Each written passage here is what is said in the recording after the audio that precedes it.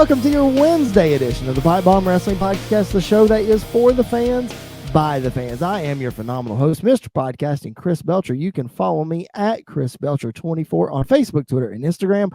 The show is at PBW Podcast. We're on Facebook, Twitter, and Instagram, same places. Those are the three social medias, the only ones that matter. Nobody needs Snapchat and TikTok and all that other nonsense.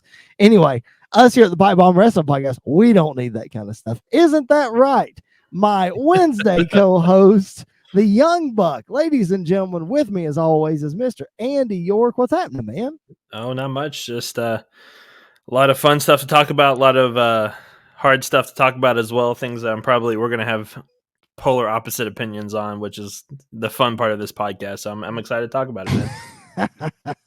That is the fun part of this podcast. That is true. You know what else is the fun part of this podcast?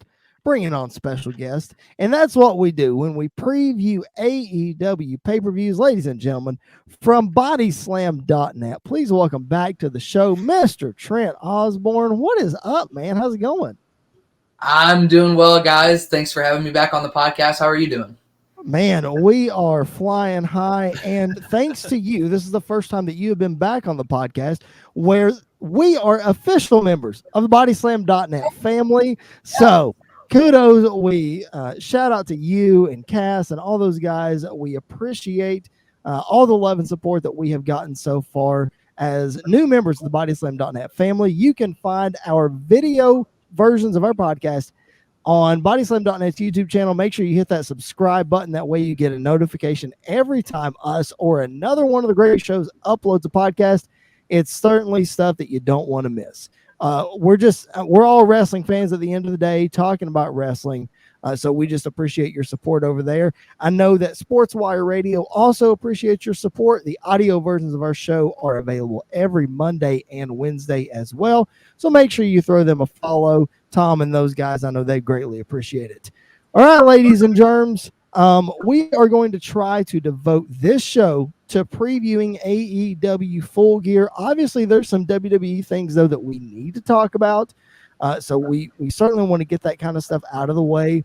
I know that we all have some things to do. We are a little bit pressed for time. So bear with us, ladies and gentlemen, as we rapid fire through some of this stuff. But we want to make sure that we get all of this content out to you. First, let's start with WWE stuff. Andy, what jumped out to you? Well, don't talk about the releases. We're going to get there. Yeah. Okay, we're going to get there. Don't worry. I got you. But give me something that jumped out to you on the weekly shows this week. The fact that we're finally getting the fact that Liv Morgan is finally getting a women's championship. I am excited for that. It's a different matchup. It's a fresh matchup that we haven't really seen. I think the Becky and Bianca match is going to happen at some point pretty soon, at least in probably WrestleMania at least. But it's nice to kind of separate her from Becky for a little bit and kind of let Becky go through some other people. So I'm excited to see that. I think it's about time Liv got some of the recognition that she deserves. And so I think that's the thing that kind of stuck out to me is that, while it hasn't been the best week for some people, it seems like she's finally starting to get the push, that the Queen's crown or whatever it really should have been for her. I'll share mine next, and Trent, we'll throw to you. By the way, Andy, you talk about us agreeing and disagreeing. I'll table my disagreement. Not that I don't like Liv Morgan getting a shot, because I do. Anyway, it's fine. It's fine. What jumped out to me this week is both good and bad. Good being I loved the New Day Bloodline promo at the beginning of SmackDown with Kofi and Xavier calling Jimmy Uso Jiminy Uso. I fell over laughing at that. I thought it was hilarious. And Andy, I'm not really a New Day guy, but I'm really digging what they're doing.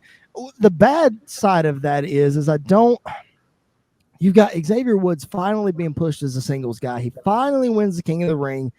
And now you're just going to feed him to the champ right off? Like, is it just me, or Andy, do you feel like that they should have kind of stretched this out a little bit and not fed him right to Roman?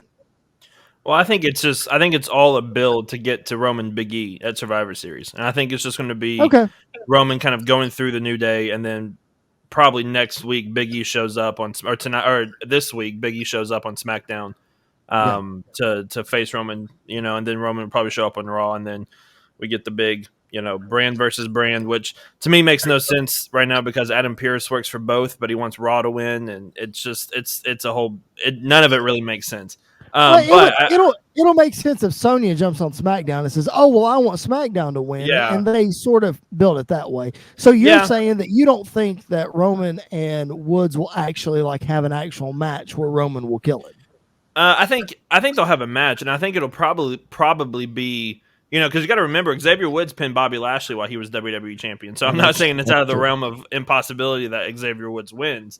I just think that it'll probably be a really close matchup. Probably the Usos will get involved. Kofi will try to come down or get involved, and then all of a sudden Big E's music hits, and then the big pop happens for him.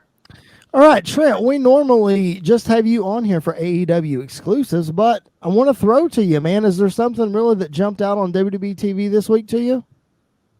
Something that did pop out to me is them adding Bobby Lashley to the men's Survivor Series team for Raw.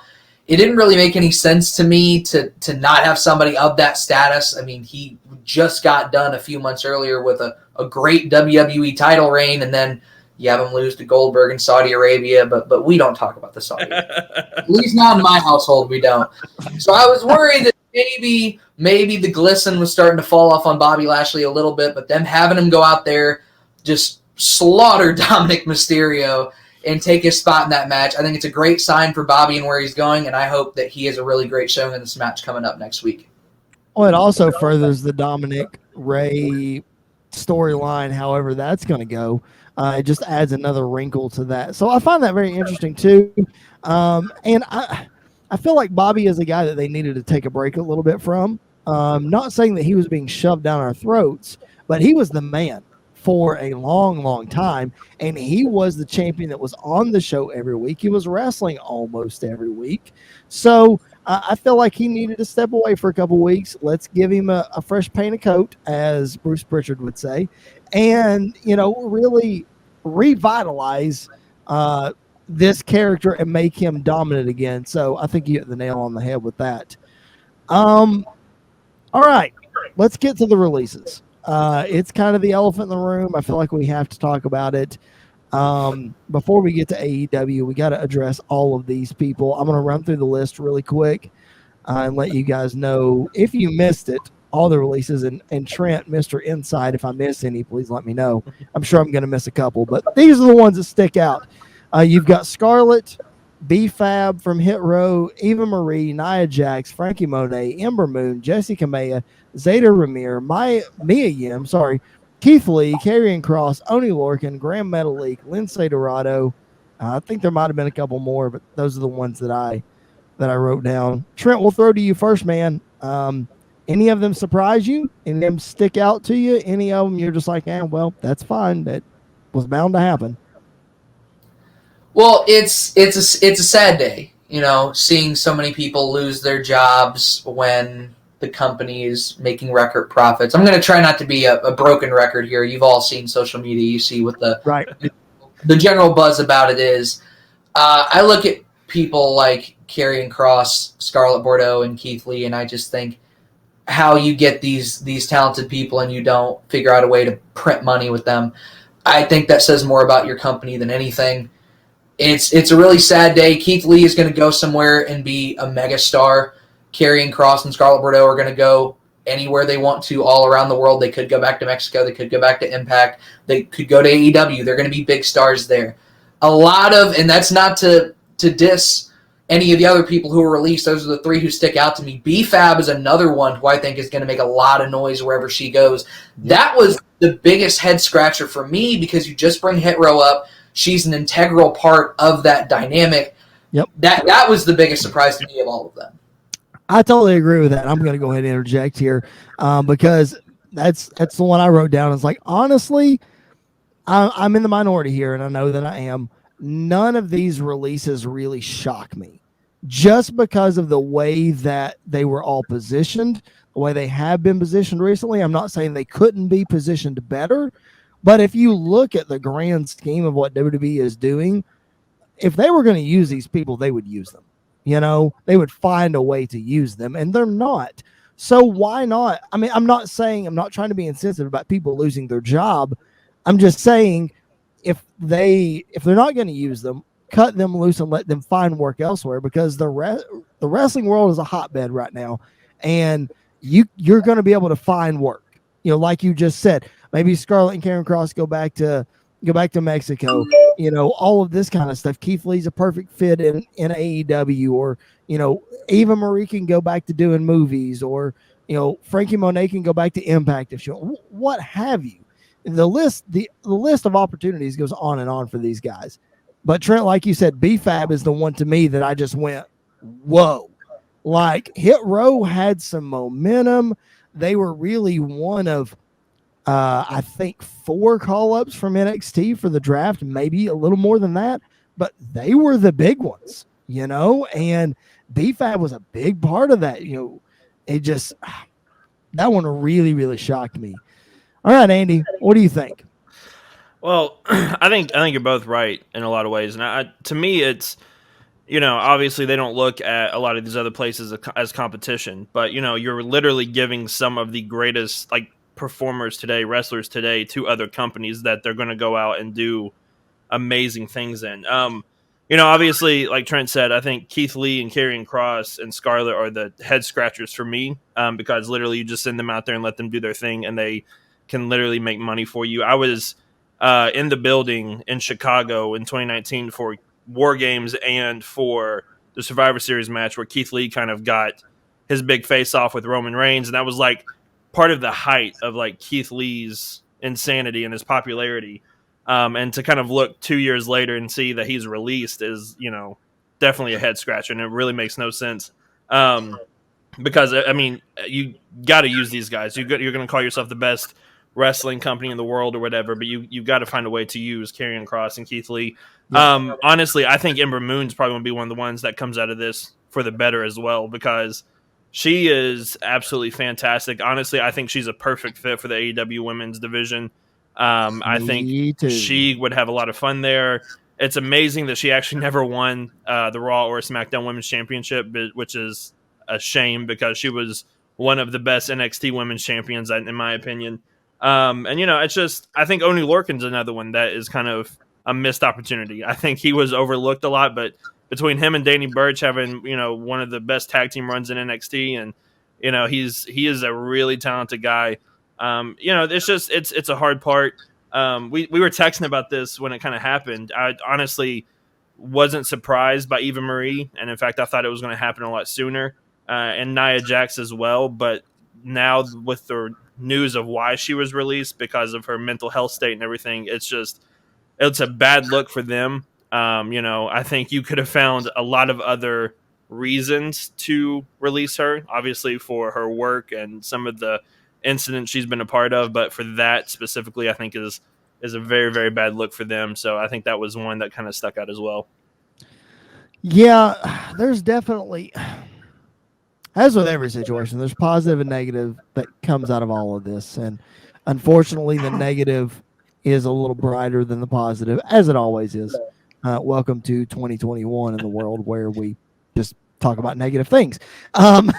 So let's move right along and let's talk about some positive things. And that is AEW Full Gear.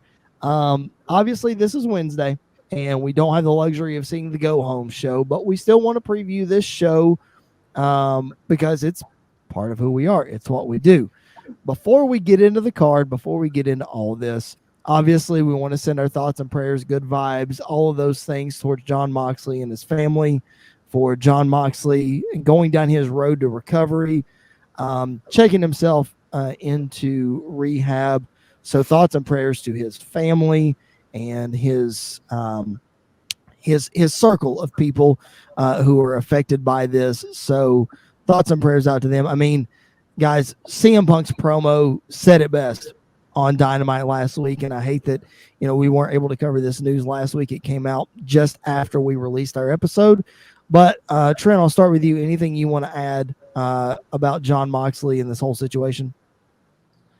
I feel I don't have too much of an experience enough to say, but what I will say is what John is doing is incredibly strong, and hopefully this inspires a lot of people to go get help, because you look at a guy like him, just had a kid, recently married, all the things. It seems like he was on a high, and Yep. he's still struggling with these things. It just goes to show that it doesn't matter how good your life seems to be or how intact your life seems to be, you can still struggle with things like this. And I'm really proud of him for going and getting help, and I hope it inspires others to do the same if they're in the same situation.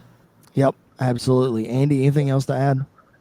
No, but I mean, basically the same thing. I mean, it shows how much courage he has and strength he has, and his willpower to realize he has a problem and going and taking care of it. And they always say when you get married, it kind of changes things, but especially when you have your first kid, it definitely changes everything, and your whole perspective changes. And so, just hope for the best for him, the best outcome for him and for Renee and for their kid. And I think it shows how strong he is and how courageous he is, and also kudos to AEW for not hiding it but announcing it and being like, we're going to support you all the way through. And I think that's that's one of the positive things about AEW and Tony Khan, is that we've seen in the past when there's issues with their wrestlers or whatever, they're very quickly to step up and step in to help in any way possible. So kudos to them as well.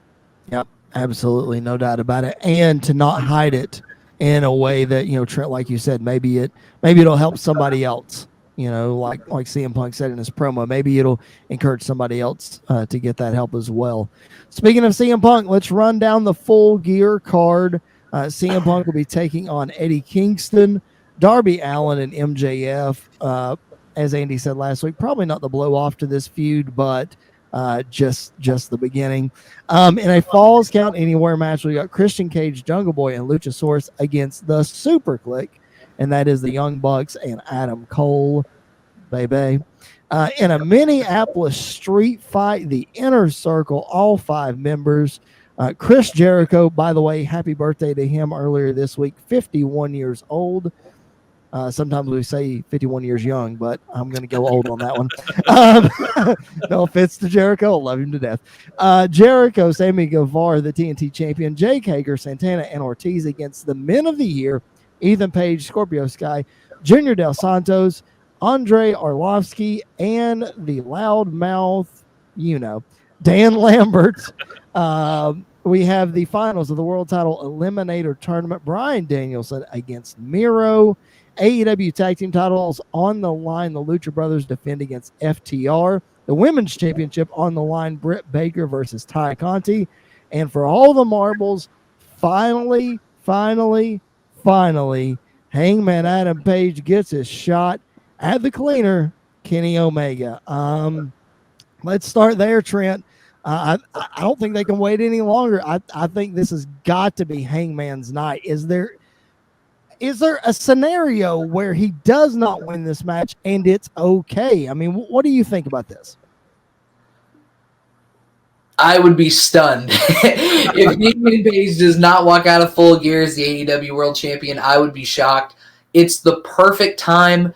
I was on the more supportive side when they didn't do it at All Out. Now, obviously, there were outside circumstances where they didn't have the option, but even if they did, pushing it all to Full Gear wasn't the end of the world. I think this is about to hit its crescendo. If Hangman doesn't win it, I think you're definitely pushing into the territory of it being another Tetsuya Naito situation, and Andy may be more party to that to me, but it was definitely more of like it's about time than it was a heroic moment. Hopefully they don't do the same to Hangman. I don't think they will. No, I think you're absolutely right. I think the title of the pay-per-view is perfect because it's Full Gear. It's all coming back to last year. I think it was last year or maybe 2 years ago. That was last year. Last year when Kenny beat him and for the world title eliminator tournament or whatever. And so I think it's coming full circle here, and having this happen here is perfect. I was worried about him when he took his break that he needed to take for himself and for his family. I was worried that it may have cooled him off a little bit, that he may have lost some of his momentum. But when he came out to that ladder match and he got that pop, in my head I was like, nope, he's probably hotter than he was when he left. So I think he's completely fine. It's going to be a massive night when he wins. I don't think it's time. I don't think you can go any further really with Kenny. And honestly, I wouldn't be fully shocked if this is where we see Adam Cole turn on him. I wouldn't be surprised if like the world ended tonight or that night with Kenny Omega and everything kind of falls against him, especially with some of the other rumored contracts that are running out in some other places. I think you could see some things starting to pop up pretty soon. But yeah, it's definitely Hangman's night, and if it's not, then we're running into situations where, like Trent said, we're going to get to the point where it's about time instead of the WrestleMania 30 explosion that happened. Right. Yeah, absolutely. It has to be time, in my opinion, and not to fantasy book too far ahead, but I would do. I don't think this is the night where everything falls apart for Kenny. I think that we wait until Revolution, where Kenny gets his shot back, and he doesn't win it back. I think that's where it happens. Because I think maybe Andy, you're right. Maybe Adam Cole and the Bucks kind of press him like, okay, you've got to get the title back. Here's your pressure. And then he goes and he loses. And then they say, okay, we're done with you. And then maybe we get a Adam Cole and Young Bucks versus Kenny, Hangman, and Cody, maybe? I don't know, kind of thing. Regardless, I think that's how that happens. I think we wait one more time because I think Kenny's rematch doesn't need to be on one of these special Dynamites. I think it needs to be at a pay-per-view. This has been your champion for a year. I think his shot back at the title needs to be on a big stage. But that being said, World Title Eliminator Tournament, I think Miro is the perfect next challenger for Hangman Adam Page. I think I'm not going to say there's a 0% chance Bryan Danielson wins this match, but all things in wrestling sort of just happen at a perfect storm, and John Moxley, insert Miro, and there's the next challenger. I mean, I think that's the way to go. Trent, you're shaking your head. You agree? Yes, I do. I thought when I saw the brackets revealed, I felt like this was John Moxley's moment. I don't know if they were going to fully turn him like some people were predicting, but I felt like it was definitely Moxley Hangman next. When the announcement came out that Moxley wasn't going to be able to finish it, my first thought was Miro for the exact same reason you just said. I think Hangman and Miro is such a money match, and I hope that's where we're going because I would love to see that build. And I think we all are in agreement here. Andy, you're shaking your head, Joe. I think we're all in agreement. But Andy, if Bryan wins this match, it's not the end of the world. We get Hangman versus Bryan Danielson, right? Yeah, it's one of those where it's like it's not a lose-lose situation. It's really a win-win situation. Like Hangman versus Miro, give it to me. Hangman versus Danielson, give it to me. What's really interesting to me about this is I'm pretty sure we've seen this match on Raw several times. Right. I haven't really cared about it as much. And now that they're in a different company, kind of under different names, it's like, oh, this feels fresh and it feels new and it's exciting. And, they're two different characters than they were in WWE. So I think this is potential to be match of the night. Definitely, I think the tag match is up there as well, like it always is. But I definitely think this could be potentially match of the night. And I would absolutely love it. I don't think they would do it. It would shock me, but I would love it if Miro just kind of came out and just destroyed him. Absolutely destroyed him. To make himself feel like a big baddie right before he goes up against Hangman, but I don't think that's actually going to happen. I don't know. I mean, stranger things have happened. Malachi Black squashed Cody Rhodes in about 10 minutes. So did Brody Lee. So. So did Brody. Yeah, nobody saw that coming. So, Trent, what else from the Full Gear card sticks out to you as maybe not necessarily must watch, but what are you looking forward to that you can give us some insight on? I think, I know I sound like a total shill, but the whole card looks good. I remember my roommate was telling me last week, I think this is AEW's best card ever, and I kind of just gave him a look. Like, there's no way. The cards have been so good. And then I looked up and down, and there's not a bad match on here. There's no disrespect, but there's no Big Show and QT Marshall on this card. I mean, you've got... Just look at this. You have Jungle Boy, Christian Cage, Luchasaurus, the Young Bucks, and Adam Cole in a 6-man tag match. And if that were the best match of the night, I don't think anybody would be surprised. If Sure. Rose FTR is the best match on the card, nobody would be surprised. That you can go down this whole card and do that. Yep. So I think the thing that does stick out to me is Kenny Omega and Adam Page, because Kenny Omega has a history of, in these climax matches like he did with the Omega Okada 2 out of 3 falls match, like he did with the Young Bucks at Revolution a couple years ago. He has a history of living up in these spots, and I think we're going to get an all-time classic in that. But it could very well be CM Punk, Eddie Kingston. It could very well be Bryan Danielson, Miro. It could very well be any of the matches on this card. I truly believe that. Andy, what sticks out to you other than what Trent just mentioned? You can't say the whole card there, Shill. Well, since he took my answer, I will say I think the build for CM Punk and Eddie Kingston has been absolutely amazing. CM Punk's liner on CM Punk when he said this match should happen on Darker Elevation because that's your limit, I think was absolutely amazing. It was prime CM Punk on the mic. Eddie Kingston, this was one of the things when Punk was rumored to come in, and when he came in was the fact that seeing him and like MJF on the mic was going to be really fun, but seeing him and Eddie Kingston together, I think was one of the big things we were looking forward to, and it has not disappointed yet. Darby Allin and MJF, I think, is going to be a different clash than we're used to seeing, because they're two completely polar opposites in the ring, and most of the time when they're complete polar opposites, some way, somehow, it's magic in the ring. So I think that could happen here as well. I'm anxious to see how those two guys work together. I really am. I'm also, obviously, we talked about the tag match. I'm anxious to see how those styles clash, no pun intended, with FTR and with the Lucha Brothers. Obviously, FTR has proven time and time again that they can work with anybody. And we all know what the Lucha Brothers are capable of. So definitely it'll be interesting to see what happens there. I'm also interested, Andy, you know I've been vocal about not being a fan of this feud, but the Minneapolis Street Fight with the Inner Circle and America's Top Team, I don't know what to expect, and that's why I'm kind of intrigued. I don't know if I fully expect Dan Lambert to get the pin on Chris Jericho to win the match or not, but I think it's definitely going to be a fun match. And you guys, like you said, the whole card looks really good. I'm not going to go as far as saying it's the best card AEW's ever done, but there again, Trent, AEW, whether it's the best card or it's not, AEW at least makes us have the feeling that it is the best card they've ever done, and they continue to do that big event after big event. Absolutely. I went and looked at the last year of pay-per-views, and I was going up and down the card, and I was pointing out matches where I was like, well, that would be the least exciting match on this card, or that would be the least exciting match at this year's Full Gear. And I did that back a year and a half. The one that sticks out to me is Revolution 2020, which I think is their strongest to date, maybe last year's Full Gear, but I was in the crowd for that, not to brag or anything. I was in the crowd for that, so I'm a little biased.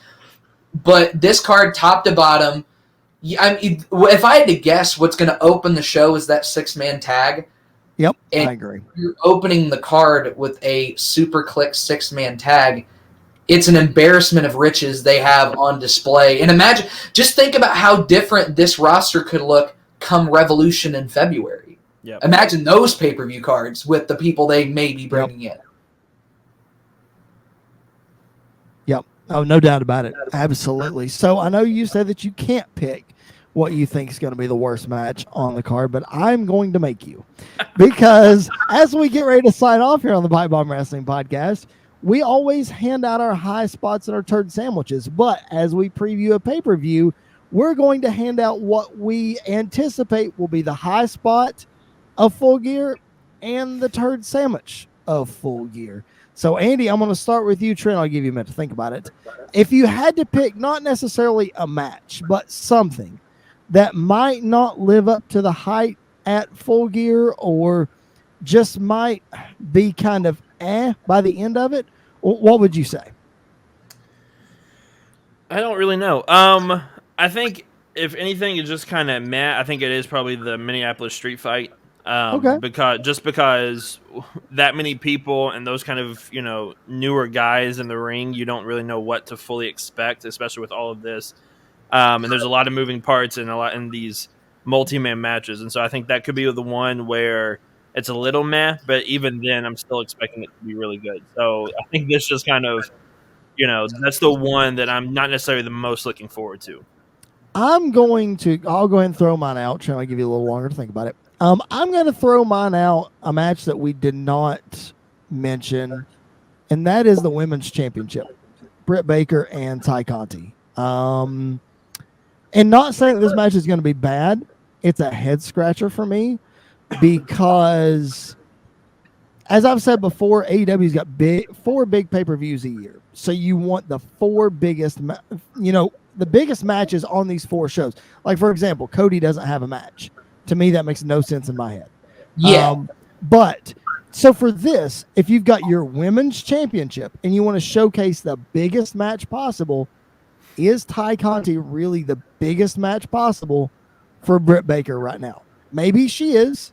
That's taking nothing away from her or from Britt Baker. But if I'm looking up and down this card, I'm like, that one's a little bit of a head scratcher for me. Trent, what about you? What'd you come up with?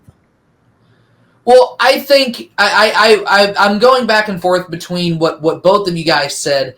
I have a lot of faith in Britt Baker. She's always had good performance. She's had good performances since she won the title on pay-per-view and in these big spots. Ty Conti, her first major match on a pay-per-view.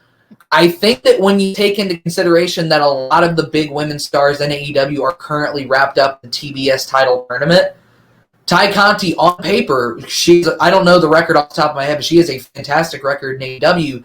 Yep. This is a big spot for her, and it's a good learning experience for her. I think they're absolutely building towards a big match at Revolution for Britt Baker, whether that ends up being Thunder Rosa or maybe even Jade Cargill. I'm not sure, but I think that this is a good transition match. It gives Ty, who has the potential to become the biggest female star they have, it gives her that rub to be in the ring with a star as big as Britt Baker, and it gives her the opportunity to grow and learn.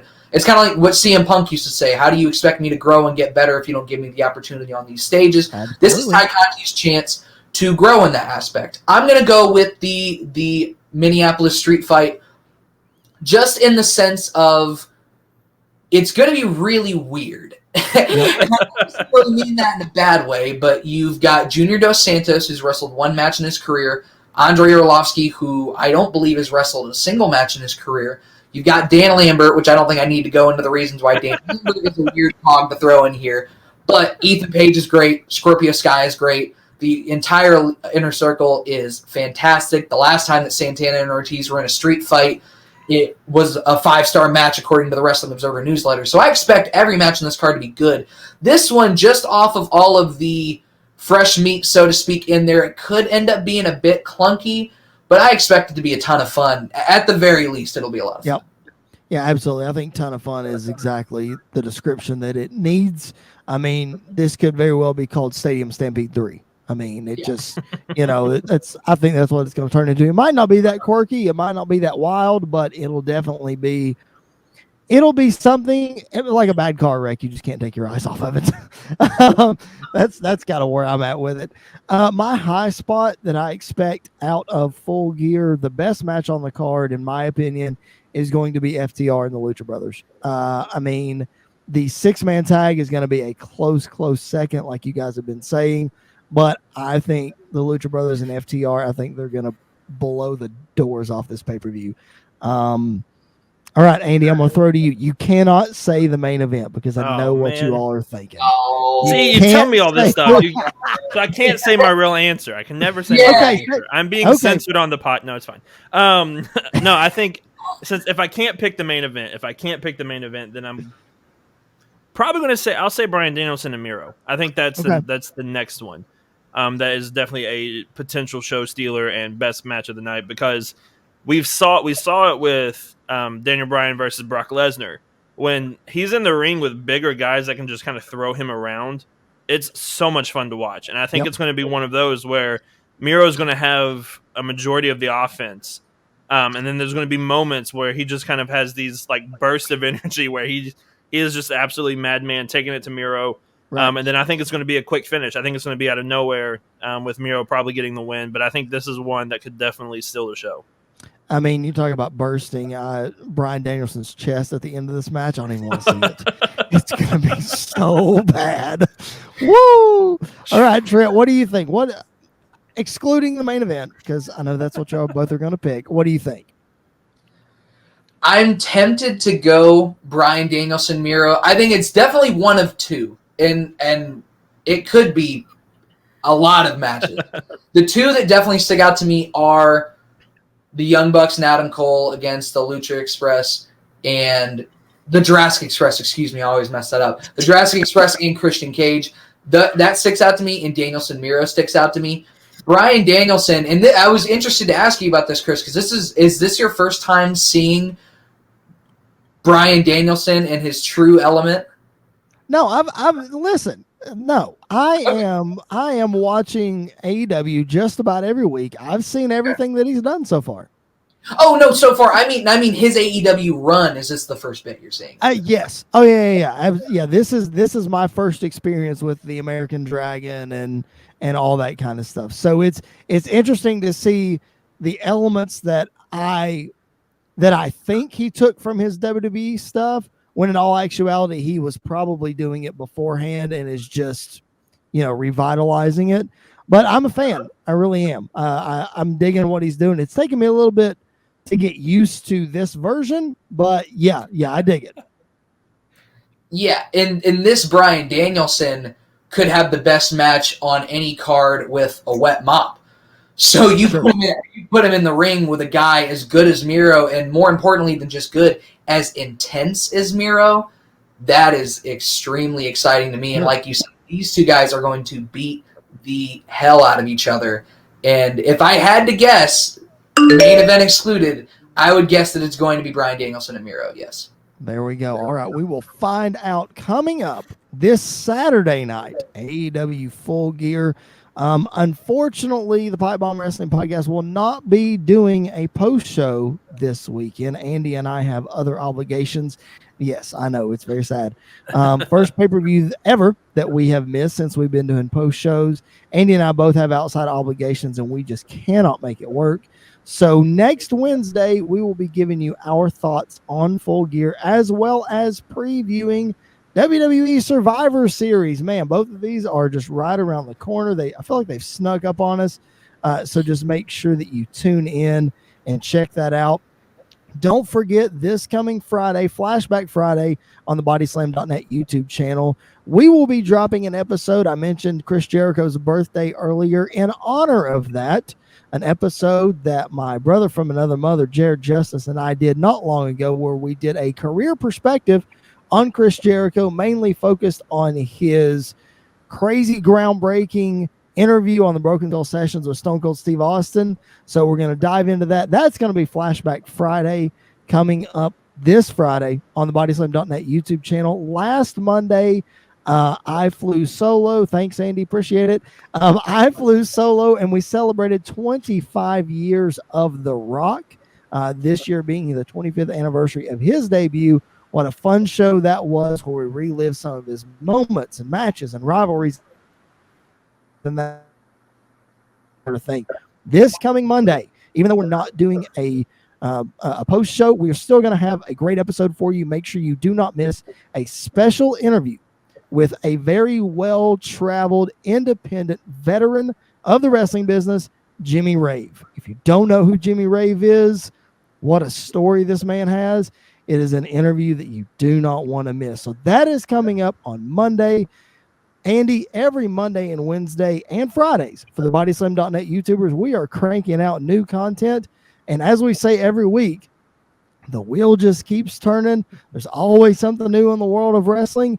And it's exciting, man. It's always good talking here on the podcast. Yeah, I don't think we're ever going to run out of content to ever cover at this point. I don't think so either. I think it's absolutely great. Week to week, it's whether, sometimes it's not always the best things that we have to cover or the brightest news that we have to cover. But it's the sport that we all love. Yes, I consider it a sport. My wife does not, but we argue about that all the time. But it's the sport that we all love, and it's part of our lives. And so it is. Each and every week is so much fun to dive into it and just, be fans and geek out and nerd about it and be completely wrong half the time. So it's amazing. Absolutely. And exclusively from bodyslam.net, our friend Mr. Trent Osborne. Man, if you'd crank out that PWI article you're telling me about, we'd have some more content to talk about. Yeah, we would. Don't get your hopes up. Oh, I'm really looking forward to that episode with when we get ready to do that. So, yeah, we'll not hold our breath for that one. But, man, seriously, it's always great having you on. Thanks for bringing your perspective. It's great having you back with us. Awesome. I'm glad to be back. Like I say every time, anytime you guys want me on, just let me know. Absolutely. Well, ladies and gentlemen, this has been the PipeBomb Wrestling Podcast, the show that is for the fans, by the fans. Make sure you follow us at PBW Podcast on Facebook, Twitter, and Instagram. I am at Chris Belcher24. Andy is at Andy_PBWP. And Trent is at Trent Osborne FS. And that is Osborne, OSBORNE. FS. So make sure you follow all three of us. That way you can keep up with our happenings. Again, every Monday and Wednesday, wherever you find your podcast, on SportsWire Radio and on bodyslam.net's YouTube channel. That's where you'll find the PipeBomb Wrestling Podcast. There's always something new, whether you like the new school, the old school, there's something for everybody. So we appreciate your support. Thank you so much for joining us. We will catch you guys down the road.